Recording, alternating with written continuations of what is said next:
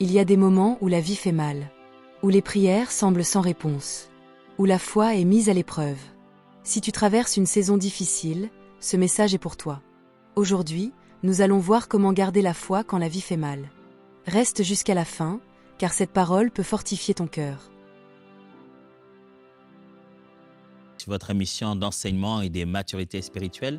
Cette émission, je ne cesse de vous le dire, existe pour nous permettre tous de devenir de véritables disciples de Jésus-Christ. Et cette semaine, nous sommes en train de continuer quelque chose que le Seigneur a commencé avec nous depuis la semaine passée. Il s'agit de parler de la foi. La foi, la vraie foi.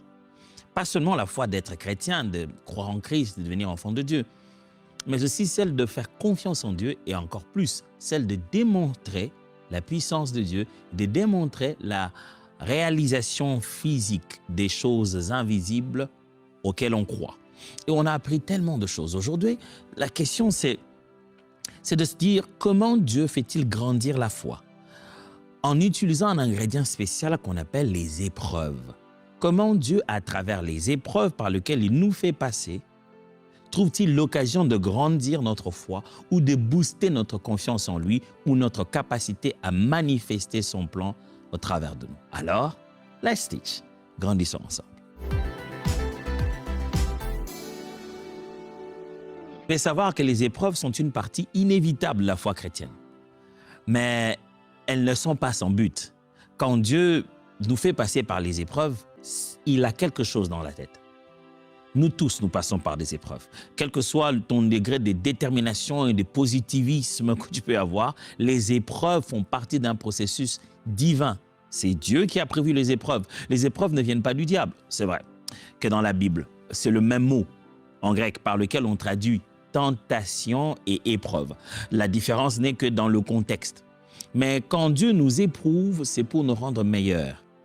Quand l'ennemi nous fait passer par une épreuve, c'est pour nous détruire. C'est pourquoi en français, les termes sont vraiment très bien trouvés. Il y a tentation d'un côté et il y a épreuve de l'autre. Tentation, c'est quand le diable veut nous éprouver, envie de nous détruire, pendant que lorsqu'on utilise les mots épreuve, c'est pour dire comment Dieu nous fait passer par un processus aussi complexe qu'il puisse exister pour nous, mais la finalité, c'est de nous rendre meilleurs. Ne dit-on pas souvent au milieu des hommes, on a tendance à dire que ce qui ne te tue pas te rend meilleur. C'est un peu la même philosophie ici avec les épreuves. Quand Dieu nous fait passer par des situations qu'on aime appeler épreuves, c'est pour fortifier et améliorer notre foi. C'est quoi une épreuve? Une épreuve, ce n'est pas le fait que tu te sois toi-même embarqué dans une chose que Dieu t'avait dit non. Ça ne s'appelle pas une épreuve parce que ça t'énerve. J'ai entendu un jour une fille dire « Mon petit frère, c'est vraiment mon épreuve. Dieu, pourquoi tu me donnes une épreuve aussi difficile d'avoir un petit frère qui n'écoute jamais ?» Non, je ne parle pas de votre petit frère ou de votre petite sœur qui sait comment vous énerver. Je parle des véritables épreuves bibliques. Ça signifie que Dieu vous fait passer par une situation dans laquelle vous avez l'impression que vous avez peu de moyens, peu de capacités. Vous n'en avez même pas. Vous ne savez pas, comme on dit, à quel saint vous vouez. Vous ne savez pas d'où viendra le secours. Vous sentez que cette situation vous éprouve émotionnellement, psychologiquement, même de fois physiquement. Vous ressentez vos limites. Vous avez utilisé vos ressources, mais vous continuez à, malgré tout ce que vous avez déjà fait, vous continuez toujours à passer par un moment de disette, un moment de manque. Vous manquez des relations, vous manquez de temps, vous manquez la force physique, vous manquez la force psychologique. Vous mettez tout, mais ça ne fait qu'avaler et vous n'avez plus de ressources et vous êtes limité. Vous ressentez ces limites. Dieu vous éprouve. Dieu éprouve vos capacités. Dieu vous met dans un exercice qui va au-delà du nombre normal. Je me souviendrai quand je m'étais mis au sport à un moment donné intensivement. J'ai pris un coach qui était en train de me suivre. Et le coach avait cette habitude de parler derrière moi. Comme vous savez, les coachs le font d'habitude. Il parle derrière toi, dans tout ce que tu fais, il t'encourage. Allez, 1, 2, 3, 4. J'en avais déjà fait assez par rapport à la santé que j'avais. Alors il m'a dit, 3, vous savez, les coachs, ils ont l'habitude de donner eux-mêmes l'exemple en faisant 3 fois. Et puis toi, tu vas faire jusqu'à 10 et jusqu'à 12. Des fois, c'est énervant. On dit, mais pourquoi il a fait que 3? Et puis moi, je veux faire 10. Mais bien sûr, quand tu le regardes, tu te dis, bah lui, il n'en a plus besoin. Hein. C'est moi qui en ai besoin. Alors, il montre l'exemple. Il fait 1 fois, 2 fois, 3 fois. Il dit, tu gardes très bien les mains comme ça. J'ai compris l'exercice. Alors, il s'est mis à compter. 1, 2, 3, 4. Il sent que je suis en train de m'épuiser là. 4, 4, 4, 4, 4. Allez, encore. 5, 6. On y est presque. J'ai dit 6. On y est presque. Comment? On va jusqu'à combien là? Si tu es presque. 7. Allez, encore un peu plus de fois. Et là, il m'a lâché la phrase. Il dit que c'est quand ça fait mal que ça commence à faire bien. Et il dit, ah bon, en fait, je suis là pour venir souffrir en fait. Hein. Donc, tu as prévu de me faire mal. Mais il n'avait pas tort. Si c'est dans l'ordre de ce que je peux maîtriser, si je peux le faire aisément, qu'est-ce que ça peut apporter comme changement? Je ne développerai aucun muscle si je ne les amène pas à bout de force, si je ne les amène pas vers la fin, à la limite de ses potentiels. C'est comme ça que Dieu nous muscle aussi spirituellement, en particulier notre foi. Il amène ça jusqu'au bout, jusque là où ça fait mal. Ça ne fait pas seulement mal, vous savez, quand vous faites des exercices pareils, ça fait mal à ce moment-là, juste, oh, vous expirez là, vous dites, oh, c'était difficile. Ça ne sert à rien. Demain matin, et un jour après, c'est là que vous commencez à ressentir les vraies douleurs. Mais après, ces douleurs disparaissent et vous ressentez les muscles être présents. Il en est de même de notre foi. Les épreuves par lesquelles Dieu nous fait passer, ça peut vous donner envie de croire que Dieu veut vous tuer. Seigneur, tue-moi seulement que je meure parce que là, c'est trop. C'en est des trop. Mais Dieu nous amène jusqu'au bout parce qu'il veut effacer nos anciennes limites et faire grandir notre foi. La première chose à savoir en matière des épreuves, c'est que les épreuves purifient et affinent notre foi. Je le répète, les épreuves purifient et affinent notre foi. Dans 1 Pierre chapitre 1er, du verset 6 à 7, il est écrit ceci. C'est là ce qui fait votre joie. Quoique maintenant, puisqu'il le faut, vous soyez attristés pour un peu de temps par diverses épreuves, afin que l'épreuve de votre foi, plus précieuse que l'or périssable, qui cependant est éprouvé par le feu, ait pour résultat la louange, la gloire et l'honneur lorsque Jésus-Christ apparaîtra. Pierre est en train d'exhorter les autres frères en leur disant « Tenez bon quand vous passez par les épreuves », mais leur dit « L'épreuve qui est en train de se passer maintenant à votre foi vous rendra meilleur. » Ça fera en sorte que lorsque le Seigneur va revenir, vous brillez, vous soyez reconnus comme des personnes dignes d'honneur, que ça fasse ce que vous allez devenir, rendre gloire à Dieu. Mais votre foi va passer par une épreuve. Et il donne un bel exemple, il dit, comme on fait passer l'or par le feu. L'or est là, on le prend des morceaux de roche, mais il n'est pas encore à l'état que nous connaissons le plus. Il ne fait pas encore le wow que nous voyons d'habitude. Il doit passer par un processus, entre autres, un processus qui va presque le dilater. Ça doit être tellement chaud pour que ce qui était solide devienne liquide. Mais ça va polir, améliorer la qualité de l'or. L'or va avoir plus de valeur, mais à haute tension. Est-ce que vous êtes en train de passer par une saison à haute tension? Est-ce que vous êtes en train de passer par une saison de grands feux et de grosses tribulations? Vous avez l'impression qu'on a allumé la fournaise au maximum, la fournaise de vos poches au maximum, la fournaise de votre couple au maximum. Vous pensez, vous êtes en train de passer par quelque chose où vous avez l'impression que ça chauffe, Seigneur. Tenez bon. Vous n'en sortirez pas le même. Tenez bon. Après tout ceci, votre vie ne sera plus jamais la même. Parce que Dieu a visé cela. Il a un but. En vous donnant cette opportunité de passer par l'épreuve, c'est vous qu'il va changer. Et votre confiance en lui va complètement changer. Je sais que c'est dur à vivre, mais tenez bon, vous deviendrez meilleur. Je sais que c'est dur à vivre, mais tenez bon, vous aurez une meilleure forme. Les muscles vont se bâtir. Zacharie plutôt, chapitre 13, verset 9. Zacharie, chapitre 13, verset 9. La Bible dit, « Je mettrai ces tiers dans le feu, et je le purifierai comme on purifie l'argent. Je l'éprouverai comme on éprouve l'or.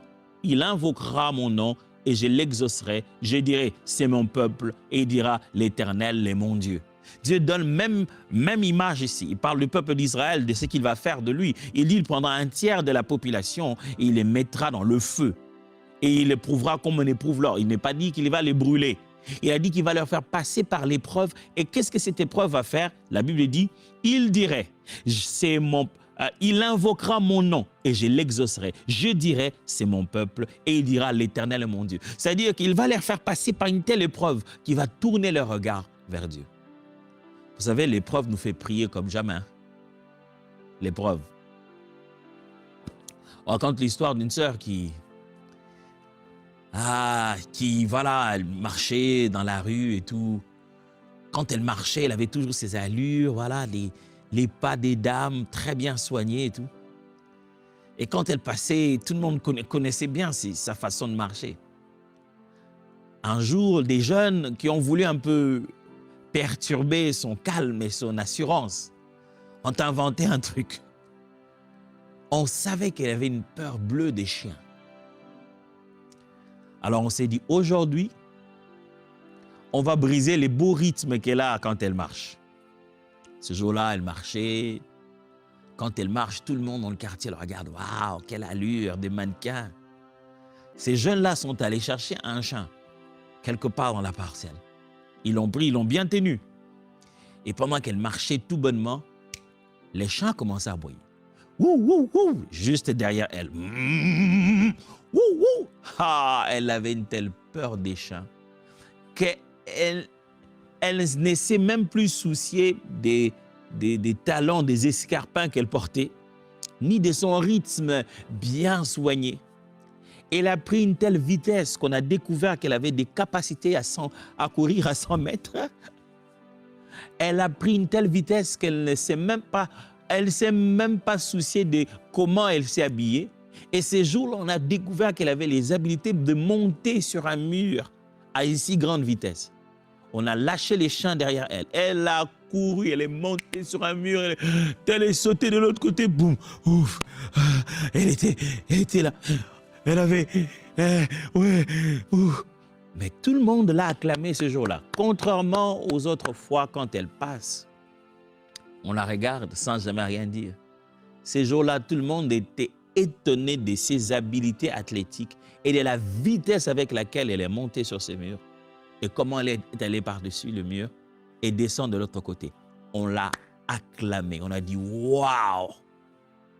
Tu nous as impressionnés. » Frère, nous n'impressionnons pas ce monde parce que nous vivons une vie au plateau où nous sommes « tout va bien ». Non, la vie de « tout va bien », ce n'est pas ce qui impressionne le monde. Ce n'est pas ce qui attire les gens à Christ. La vie de « je résiste dans l'épreuve ». Je passe par l'épreuve, mais l'épreuve manifeste de nouvelles capacités de moi. C'est ça qui attire l'attention des gens vers Jésus. Ils se disent, il passe par quoi? Je sais de quoi il est, je sais qu'est-ce qui arrive. C'est par ça qu'il passe. Mais ça m'étonne qu'il soit comme ça. D'ailleurs, ça a encore bonifié sa vie, ça a encore manifesté des nouvelles capacités en lui pendant qu'il passe dans l'épreuve. Dieu nous fait passer dans l'épreuve comme s'il voulait juste nous purifier comme de l'or. Et Tozer a dit, c'est un auteur que j'ai cité beaucoup depuis cet enseignement, Tozer dit ceci, « Les épreuves ne détruisent pas la foi. Elles la purifient pour qu'elle brille de tout son éclat. » Les épreuves par lesquelles nous passons, ça ne détruit pas la foi. Mais ça purifie la foi comme le feu purifie l'or. Ça donne meilleur éclat à ta foi. Si tu reconnais la foi d'une personne, ça a certainement été à travers une épreuve, quelque chose. Il a dû manifester sa foi à contre-courant, alors sa foi s'est le mieux manifestée. La foi, c'est un peu comme les étoiles et la nuit. Plus il fait sombre, plus tu te rends compte qu'il y a des étoiles. Alors, Dieu de foi aime que ça fasse sombre. Ce n'est pas pour sombrer ta vie, mais c'est pour donner de l'éclat à ta foi.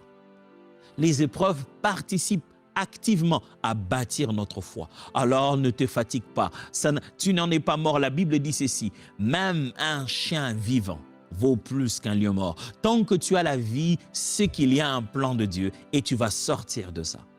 Deuxième chose, sur la manière dont les épreuves contribuent à améliorer notre foi. Deuxième chose, les épreuves produisent ta force de caractère. Les épreuves produisent ta force de caractère. Écoute-moi, bien-aimé, quand tu passes par un moment difficile, tu vas finir par devenir une meilleure personne. Un de mes mentors a formulé ça une fois comme ça, avec un jeu de mots de dur. Il dit ceci, les temps durs ne durent jamais, ce sont les hommes durs qui durent. Il dit, les moments difficiles dans la vie ne sont pas là pour longtemps, mais ce sont les gens solides qui vivent longtemps, solides de caractère. Quand Dieu veut te rendre fort et meilleur dans ton caractère, dans qui tu es censé être, souvenez-vous, nous allons aller dans la cité éternelle, pas parce qu'on a vécu beaucoup de miracles, mais parce qu'on est tel qu'il est, parce qu'on reflète sa nature, parce qu'on se comportait, on a vécu, notre caractère a été bâti à sa nature. Dieu ne vise pas tes poches, il vise qui tu dois devenir. Et si dans ce que tu as, il y a quelque chose qui est lié à ce que tu deviens, Dieu utilisera ce que tu as pour que tu deviennes ce qu'il veut que tu deviennes. Alors, les épreuves sont là pour produire en toi la force de caractère. Quelqu'un qui dit non aux sollicitations financières mauvaises pendant qu'il est dans la disette, il a appris à bâtir une force de caractère. Les gens deviennent très fragiles quand ils sont dans l'extrémité, soit l'extrémité de pauvreté, soit l'extrémité des richesses. C'est là qu'on commence à voir leur caractère tomber comme ça en vrille. Et la force de caractère se manifeste bien dans nos vies, bien-aimés, lorsqu'on passe par les épreuves. Jacques chapitre 1, verset 2 à 3 dit, « Mes frères, réjouissez-vous lorsque vous passez par toutes sortes d'épreuves ou des tentations. Estimez-vous heureux. Elles sont pour vous l'occasion d'accéder à la joie parfaite. Vous savez bien que si votre foi est mise à l'épreuve et si elle tient bon, elle développera votre endurance. » On a aujourd'hui ces grands problèmes avec beaucoup de chrétiens. Ils ne sont pas endurants.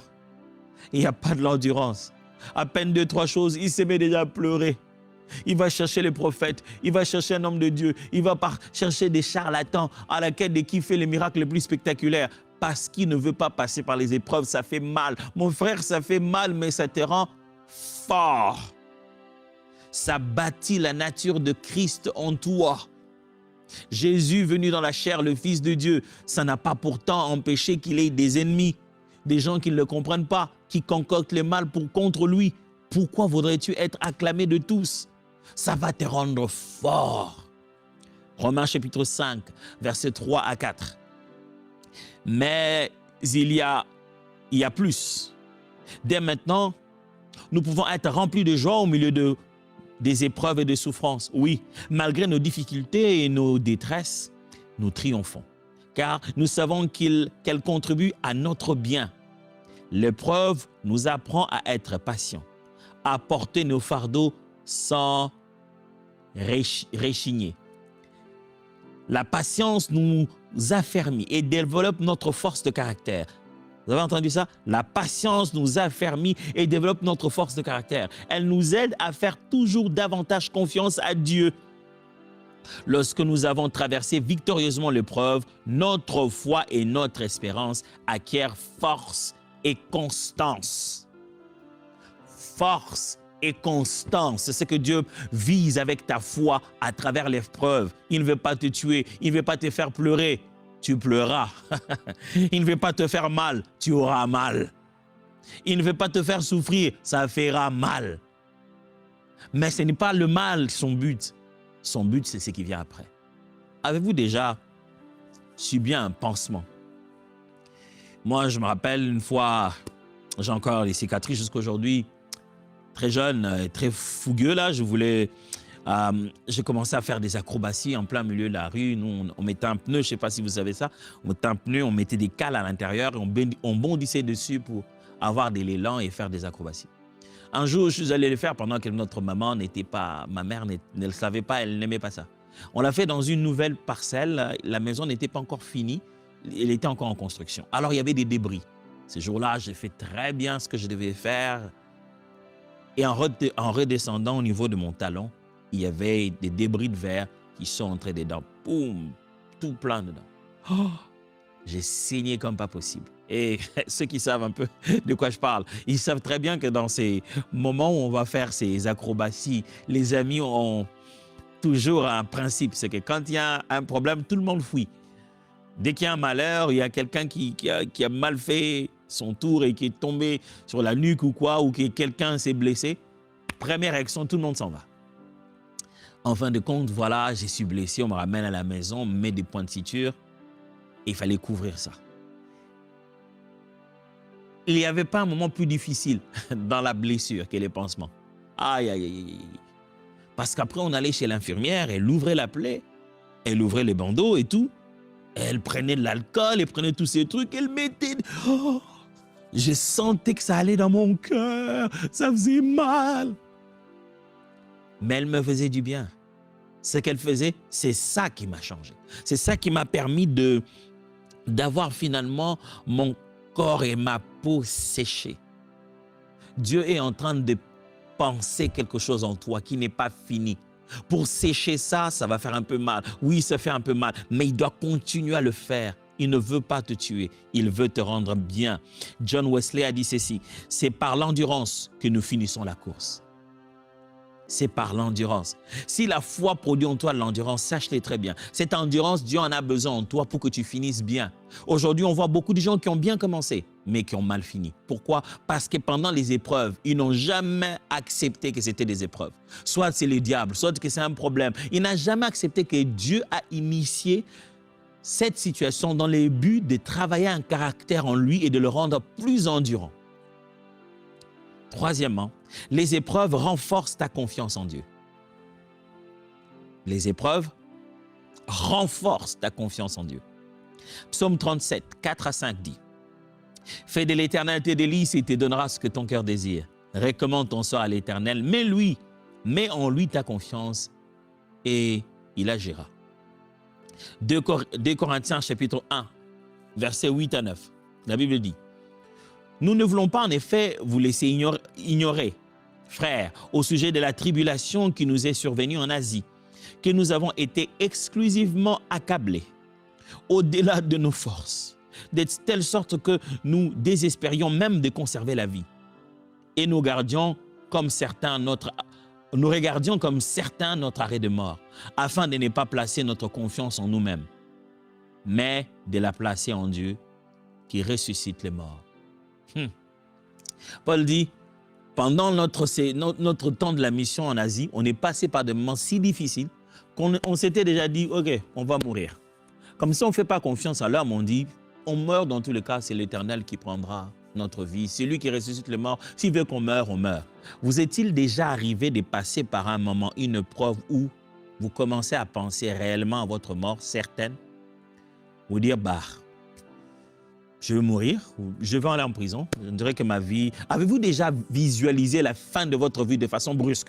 Comme ça, à la poupe, vous vous dites, ok, on dirait que ma vie va finir là. Seigneur, je te rends grâce, hein? Si tu veux que ma vie finisse ici. L'épreuve renforce votre confiance en Dieu. Paul dit, on a déjà vu notre mort, on a déjà vu qu'on allait mourir, mais on a préféré faire confiance à Dieu. Parce que dans tous les cas, s'il y a résurrection de mort, c'est lui qui donne résurrection de mort. Les épreuves, plus il y en aura, plus ça vous poussera à faire confiance à Dieu. C'est pourquoi quelqu'un qui est déjà passé par les épreuves, vous regardez sa foi, elle devient inébranlable. Il vous dit, je connais le Dieu qui a été avec moi là. Il le sera encore. Regardez la confiance qu'avait David lorsqu'il vient dans le camp. Tout le monde a peur de Goliath. Il dit, Dieu était avec moi contre le loup, contre les lions. Ce Dieu-là, il sera avec moi ici. Je suis passé par pire que ça. Les épreuves te rendront fier de ta foi. Les épreuves te rendront fier de ton Dieu. Quand tu parles de lui, les gens disent « Wow, j'ai envie d'être lui ». Mais ils n'étaient pas là quand ça faisait mal. Ils n'étaient pas là quand ça te faisait pleurer. Alors s'il te plaît, arrête de pleurer. S'il te plaît, arrête de pleurer, arrête de gémir. C'est fini, c'est passé, c'est passé. Ne laisse pas le passé continuer à emporter encore de victoires sur ta vie aujourd'hui. Tourne la page, comprends la leçon qu'il y avait dans l'épreuve et deviens meilleur. En fin de compte, les épreuves mûrissent ta foi. Ta foi devient plus mûre, mature, ta foi grandit. On la regarde, c'est une foi de grandes personnes. Et qu'est-ce qui a fait ça? Les épreuves.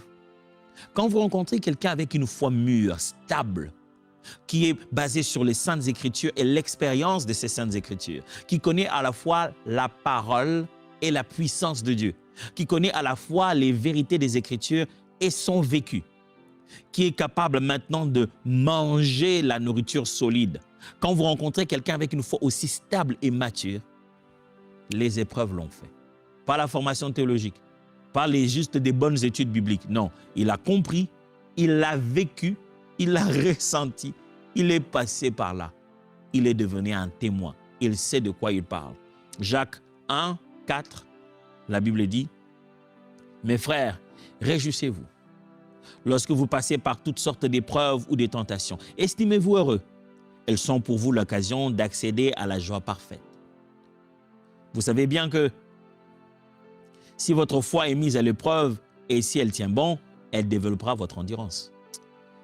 Mais pour que vous parveniez à une pleine maturité spirituelle, il faut que l'épreuve achève son œuvre sans que votre constance ne relâche. Que votre patience se manifeste dans toute votre conduite et s'accompagne d'actes parfaits. Ainsi, vous serez plein de force et vous parviendrez au bout. Vous deviendrez irréprochable et il ne vous manquera rien. J'aime quand il dit « mais ». Pour que vous parveniez à une pleine maturité spirituelle, il faut que l'épreuve achève son œuvre sans que votre constance se relâche. Il faut que l'épreuve achève son œuvre sans que votre constance ne relâche. Et c'est là que vous atteindrez la maturité spirituelle. Il faut que l'épreuve achève son œuvre, que ça ne te donne plus envie de prier et que tu reprennes après envie de prier pendant que l'épreuve est encore dedans. Ce n'est pas que quand tu dis à Dieu, je n'arrive même plus à prier et Dieu va dire, ah non, c'est trop. On abandonne alors. Non, ce n'est pas comme ça que ça se passe. Dieu, il attendra après que tu te dises, Seigneur, je n'arrive même plus à prier, je n'ai même plus de force, je ne sais plus quoi faire, jusqu'à ce que petit à petit, tu commences à retrouver la force. L'épreuve sera toujours là. Tu retrouves toute la force et tu restes debout comme si rien ne se passait. C'est comme ça qu'un bon matin, pouf, tout est parti. L'épreuve, ce n'est pas ton ennemi, c'est un instrument de Dieu. L'épreuve est comme ces chiens qui te poursuivent et qui fait manifester en toi des capacités que tu ne pouvais pas soupçonner. Parce que tu ne courras pas si rien ne te poursuit. Tu préfères marcher et dandiner avec des pas bien pesants. Tu préfères avoir un rythme des fils et des filles du royaume. Mais quelquefois, ce n'est pas fils et filles du royaume que Dieu veut. Il veut un guerrier, une guerrière qui court, qui est en action. Il y a du travail. Et il veut tirer le guerrier dans le fils héritier. Pour ça, il te fait passer par l'épreuve. Laisse-moi prier avec toi. Père, ça fait mal l'épreuve, mais c'est utile. Ça bâtira nos muscles, on le sait, mais en attendant, ça fait mal. Seigneur, je t'en prie.